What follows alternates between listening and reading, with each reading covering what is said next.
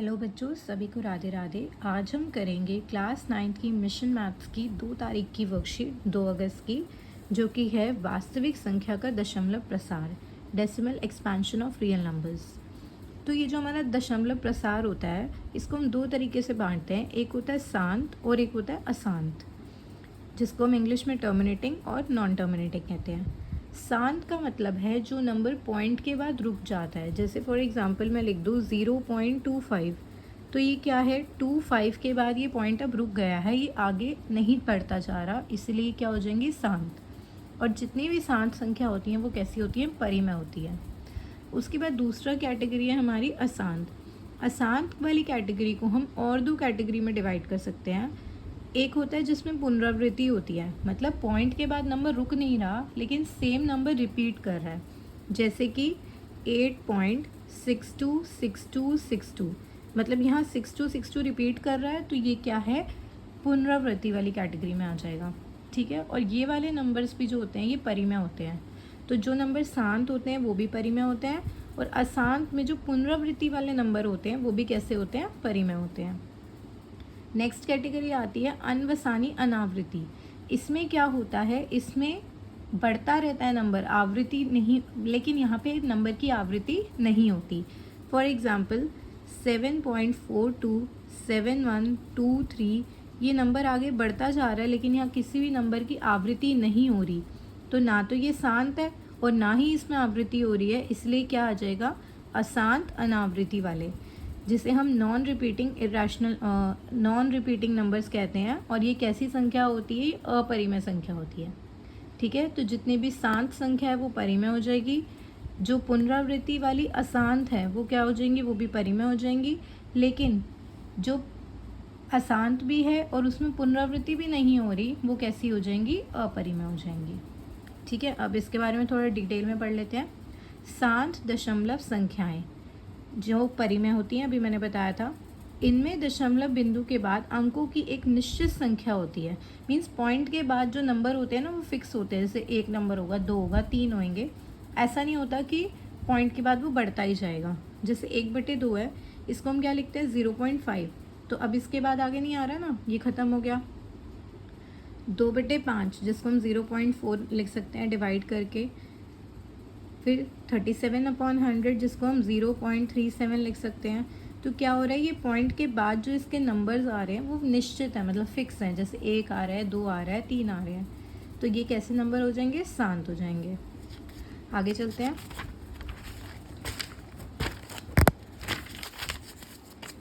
Next category आपकी अशांत पुनरावृत्ति। ये भी कैसी संख्याएं होती है, परिमेय संख्या।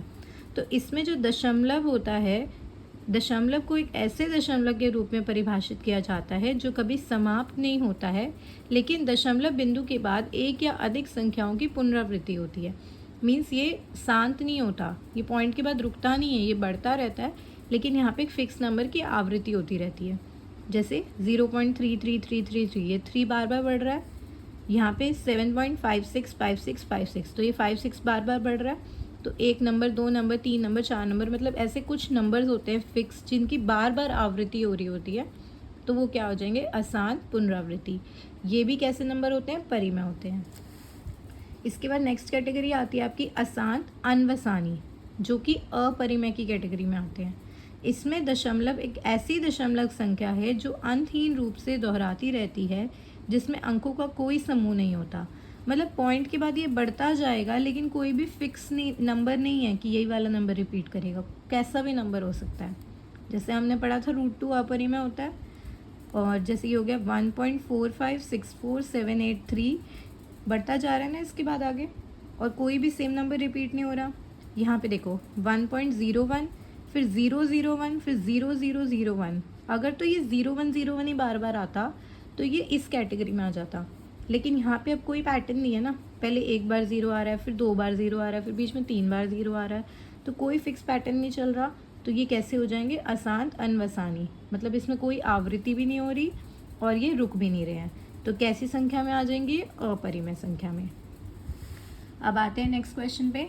निम्न संख्याओं को परिमेय या अपरिमेय के रूप में वर्गीकृत कीजिए। यहाँ पे आपको कुछ नंबर्स दिए हुए हैं, इसमें से आपको बताना है कि कौन सा नंबर परिमेय है और कौन सा नंबर अपरिमेय है।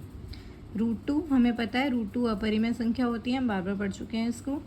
1.5, तो 1.5 क्या है, कैसा नंबर, ये शांत है, ये पॉइंट के बाद रुक रहा है, तो ये परिमेय होगा। √5 हम पढ़ चुके हैं, ये अपरिमेय होता है। 3/2 को हम p/q फॉर्म में लिख सकते हैं, या फिर जब आप इसको डिवाइड करोगे ना तो ये आ जाएगा आपका 1.5, शांत है तो ये क्या हो जाएगा, परिमेय हो जाएगा। फिर 1.474747, यहाँ पे सेम नंबर की आवृत्ति हो रही है, अशांत है लेकिन सेम नंबर की आवृत्ति हो रही है, इसलिए भी क्या हो जाएगा, परिमेय हो जाएगा।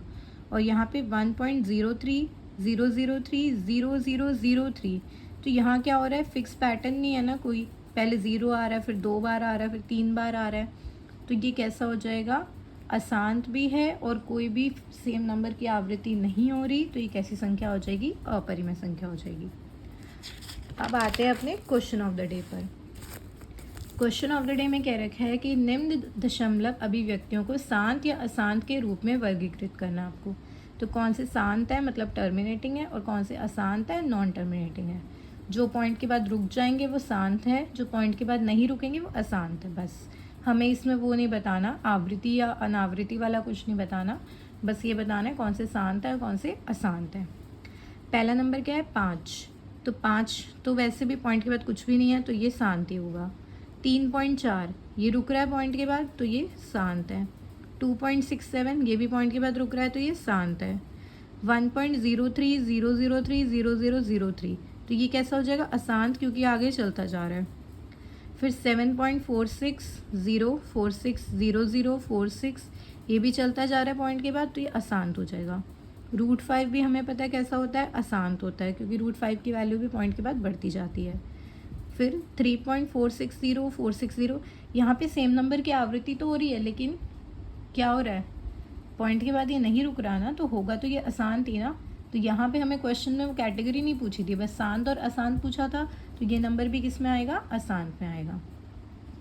अगर आपको वीडियोस पसंद आ रही हैं तो प्लीज़ इस चैनल को लाइक शेयर सब्सक्राइब करो, और प्लीज़ अपने फ्रेंड्स को भी शेयर करो, क्योंकि मिशन मैथ्स की वर्कशीट तो सभी देख रहे होंगे, सबको कुछ ना कुछ प्रॉब्लम आ रही होगी, तो हो सकता है कि मेरी इस वीडियो से सबको हेल्प मिले। तो आगे भी वर्कशीट देखने के लिए प्लीज़ चैनल पे बने रहें। Thank you.